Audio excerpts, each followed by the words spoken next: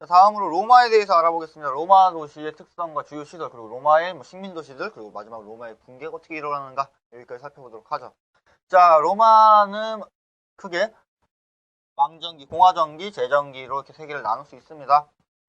근데 우리 뭐 역사하는 거 아니니까요. 뭐 굳이 뭐 시대적으로 구분할 필요는 없을 것 같고 그냥 이런 게 있었다. 로마는 조금 구분을 해보자. 자, 로마 도시 특징은 상업도시입니다. 그리고 식민도시고요. 병영도시라고 볼 수 있습니다. 교통의 요지에 주로 건설을 했고요. 순수한 상업도시라기보다는 식민도시 성격을 좀 갖고 있습니다. 그러니까 상업 위주였지만 그래도 식민지가 먼저 됐고 그 뒤에 상업이 육성화되는 느낌이었다는 거예요. 그럼 식민도시, 새로 정복한 영토를 지배하기 위해서 건설했고 콜로니아와 라틴 콜로니아로 구분했다. 통치의 중심이었으나 교통의 요지로서 상업도시의 성격도 갖고 있었다. 자, 식민지를 만들면서 그 도시의 정치를 컨트롤하기 위해서 도시를 잡고 있었고요. 네, 상업적인 성격도 있었다. 병영도시, 군사적인 도시라는 거죠. 그 변경지대에 수비주둔지에 건설된 도시로 도시 공간 구성은 통치에 유리한 사각형 패턴이고 주요 간선과 중앙 교차로에는 행정지역을 설치했다. 대표 도시는 팀가드와 아우스타가 있다. 자, 이런 로마는 전쟁을 통해서 도시를 확장하죠. 그러니까 전쟁을 통해서 식민도시를 만들었고 그런 식민도시를 상업도시로 바꾸기도 했고 뭔가 그 수성 방어를 하려기 위해서는 병영도시도 필요했고요. 또 병영 주전지를 확보하는 라티푼디움 등이 있었다. 그리고 파리와 런던도 마찬가지로 고대 도시의 유럽 도시의 기원이 됐다. 병영도시, 병영도시 수비 지중기를 형성하기 위해서 만들었고 수천 개의 요새화된 도시 로마 군단의 캠프였다. 도시가 그냥 군단의 캠프로 만든다. 도시의 형태는 정방향이거나 직사각형의 격자형 구조의 가로막을 갖고 있다. 아무래도 격자형 같은 경우 이동도 신속하고 빠르게 컨트롤할 수 있으니까. 카드로와 테쿠마누스의 대가로는 시가지로 나누고 주거지에는 인슐라를 했다. 격자형 가로 만들고 큰 대가로를 만들어주고 그런 주거지에는 인슐라를 넣었다는 거. 자, 도시 구성의 원칙. 포럼을 두 가로에 교차하는 위치. 이렇게 교차점에 포인트에 포럼을 넣었다는 거. 우리 아고라는 어땠어요? 아고라는 아크로폴리스라는 공간. 물리적으로 확장이 제한된 공간에 어디에? 도시 초입과 신전을 가는 길, 즉 사람이 많은 곳에 넣었죠. 로마는 많은 도시를 건설했기 때문에 기본적인 격자형 구도의 격자형의 교차점에 포럼을 놓은 거죠. 아고라와 포럼 같은 개념이에요. 아고라와 포럼, 정치, 경제, 사회, 문화의 중심지로서 사람들이 토론의 장이다. 아고라와 포럼. 근데 약간은 성격이 달라요. 약간은 성격이 다른 게 우리 아고라는 좀 더 좀 자유로운 공간이었다고 한다면 포럼은 어떠한 주제를 가지고 소통하는 장이었다고 해요. 그래서 우리 요즘 현대에 보면 다음 인터넷 중에 다음 커뮤니케이션 같은 경우 아고라를 갖고 있죠. 이제 아무나 와서 아무런 주제를 가지고 다 얘기를 하잖아요. 근데 포럼 같은 경우는 가끔 뉴스나 신문 같은 거 보면 뭐 정치인들, 누구누구의 포럼 이런 식으로 어떤 특정한 정치인이 주제를 갖고 이야기를 할 수 있는 장이죠. 그러니까 아고라와 포럼은 약간의 차이는 있어요. 뭔가 토론 장이긴 하지만 아고라는 다양한 사람들이 오픈되는 자유 발언의 기회가 있었다면 포럼은 어떠한 주제를 가지고 서로 이야기를 했다는 거. 아고라와 포럼 다르다는 거. 포럼 11이라고 불리는 도시 행정, 시민 생활의 중심지라는 게 있었고요. 포럼 베날리아라고 하는 상업을 위한 장장도 있었대요.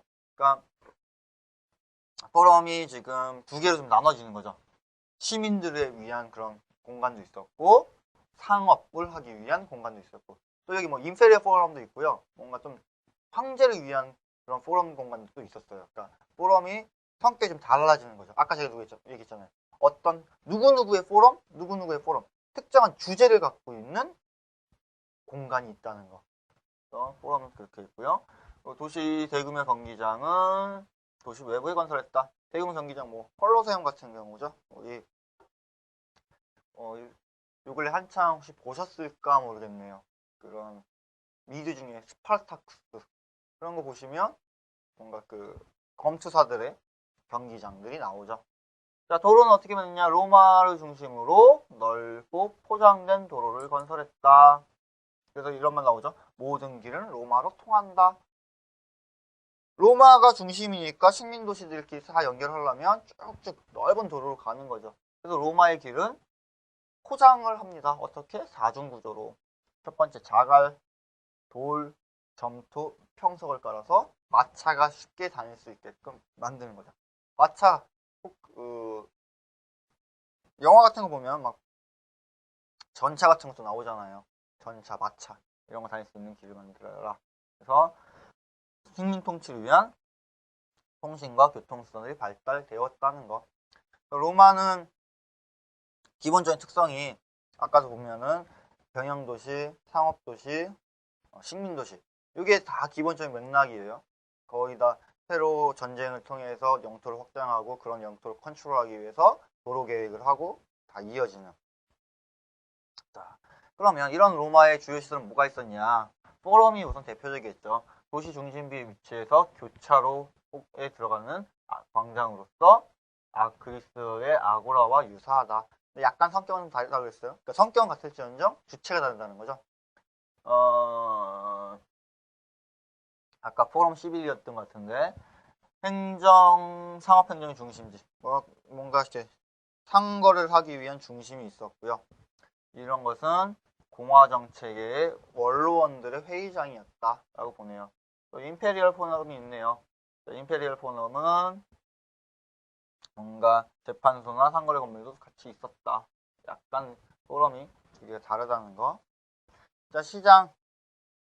상거래하기 위한 공간이 필요하겠죠. 매일 소비되는 상품들이 거래되는 전문 도매시장과 소매 단위의 구역이 이렇게 나눠져서 있었다. 도매시장과 소매. 우리 지금 생활권에서도 보면은 생활권 위계에 따라서 상업이 다르죠. 같은 내용이 들어가네요. 자, 콜로세움 검투장이죠.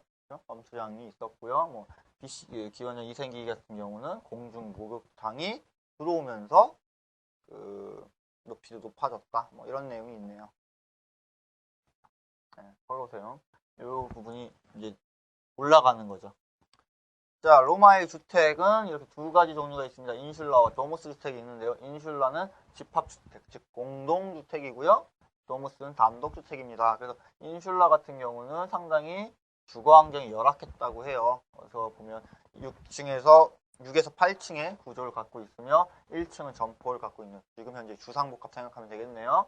근데 초기에는 목조 건물로 화재가 많이 있답니다. 그래서 우리 아우구투스 황제, 로마의 아우구투스 황제가 법령을 만들어서 하부는 벽돌로 건설하여라라고 지시를 하는 거죠.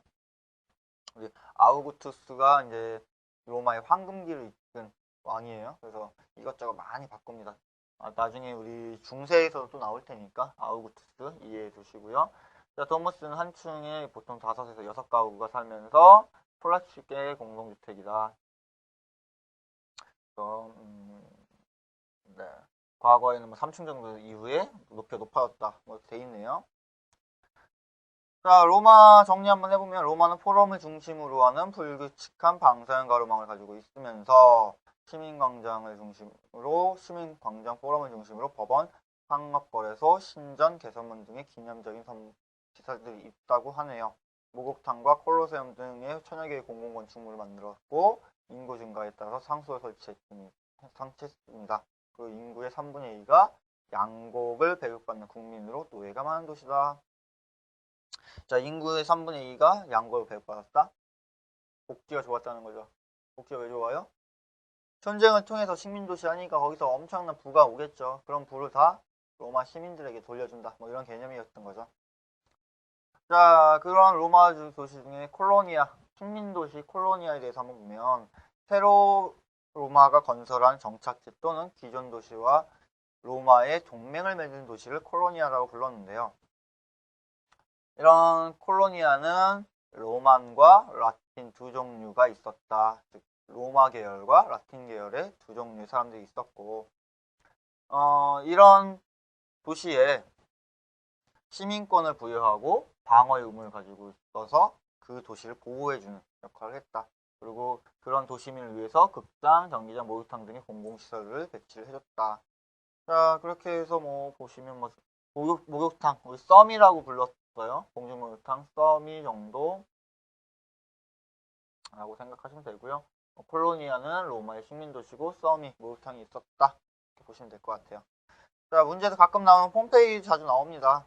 폼페이 같은 경우 우리 뭐 많이 알고 있죠. 이렇게 화산재의 폭발로 다시 발굴된 로마의 도시. 그래서 뭐 차원형의 도시였다고 하고요. 60헥타르 정도고 인구 한 30만 명 정도의 도시가 있었다. 그리고 소로는 보도와 차도로 분리되어 있었고 한석으로 포장되어 있었다. 이렇게 개별적인 뭐 극장들이 있었고 머큐리 오거리와 같은 뭔가 이렇게 가로도 상업 가로도 있었다. 폼페이 같은 경우 이렇게 포장된 도로인 거죠. 도로가 포장이 되어 있었고 타원형 도시가 있었다. 또 격자형 구조로 도시가 만들어진다. 자, 이런 로마가 붕괴를 하게 됩니다. 어떻게 붕괴를 해? 로마 제국은 4세기 이후 끊임없이 이민족의 침입을 받아 문명이 붕괴된다. 자, 이민족의 침입. 로마가 있었으면 여기저기 도시에서 싸워오는 거죠. 시비 걸고. 그래서 우리 뭐 코끼리 타고 막 넘어가고 막 그러잖아요. 이민족 침입으로 문명이 붕괴된다. 도시는 쇠퇴하기 시작하며 11세기에 이르러서 도시 활력은 없어지고 우리 로마 붕괴가 15세기 동로마 제국의 붕괴까지 보잖아요. 그 시기가 거의 중세까지도 이어지죠. 로마의 붕괴, 도시의 붕괴와 함께 농촌으로 인구는 분산한다. 도시가 잘 살다가 로마가 붕괴하면서 군사적 힘이 약해지니까 그 도시를 지켜줄 수 있는 로마군이 없어지는 거죠. 그러니까 이민족이 계속 오는 거고 이민족이 계속 오다 보니까 도시에서 못 살겠다고 해서 농촌으로 도망가서 사는 거고 5세기 무렵에는 종교적 이상과 도시 문화의 새로운 싹이 들어온다. 어떤 그런 거죠. 5세기 이후에 이제 교황청이 들어오면서 종교라는 것에 좀 힘이 커지죠, 점점.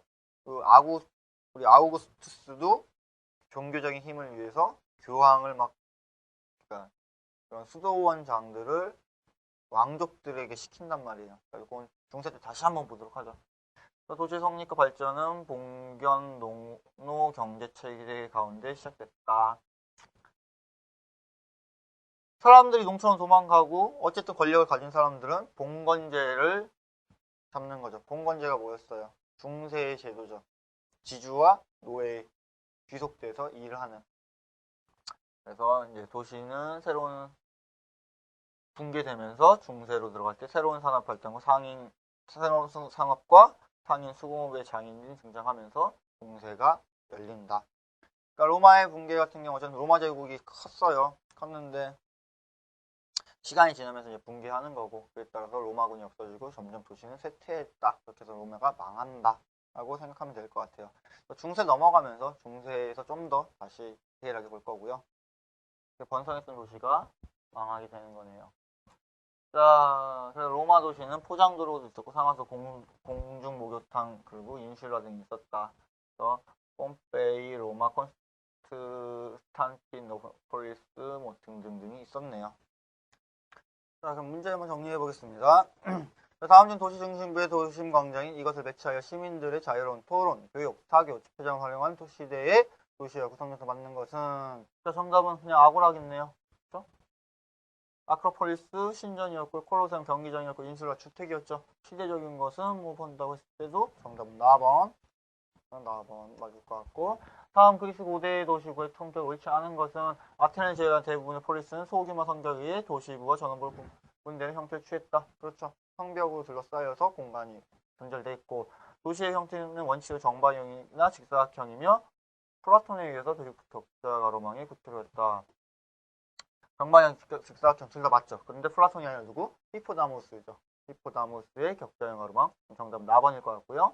시가지는 아고라라고 부르는 광장이 있어서 정치 및 종교 교육 활동 같은 다양한 용도로 사용됐다. 맞죠? 밀시스, 비잔티움, 크루세로, 네오폴리스, 알렉산드리아는 대표적인 그리스의 식민도시다. 네, 정답은 4번. 플라톤이 아니라 누구? 히프다무스. 플라톤은 도시 그리스 아테네의 도시의 몰락을 예언했죠. 자, 다음 설명에 부합하는 도시는 자, 고대 국가의 항구 도시고 항구 도시 머크리오 거리라는 게 있었고 인구 2만 5천명 3만 명 정도고 격자인 가로망과 포장도로 그리고 이중교 둘러싸인 달걀면의 도시 형태다.